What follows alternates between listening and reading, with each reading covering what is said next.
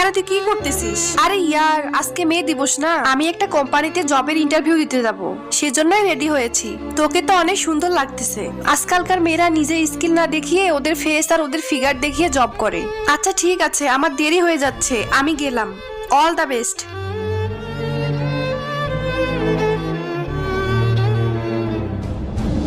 Miss প্রীতি, আপনার সিভিটা তো অনেক ভালো, যেমনটা আমি চেয়েছিলাম, কিন্তু তোমার এটা অনেক বেশি হয়ে গেল না?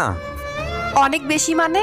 এর মানে এটাই মিস প্রীতি, তুমি তোমার বুকের মধ্যে ফ্রুটস ঢুকিয়ে দিয়েছো। সো তোমাকে তো দেখতে সুন্দর লাগবেই। সো তুমি যেটা করেছো না, সেটার জন্য তোমাকে চাকরি দেবো না। স্যার, আপনি কিভাবে জানলেন আমি এগুলো করেছি? আমার কাছে তোমার বান্ধবীর কল এসেছিল। হ্যালো। স্যার, আমার কাছে একটা ইনফরমেশন আছে। আপনার কাছে একটা মেয়ে আসবে প্রীতি নামে, সে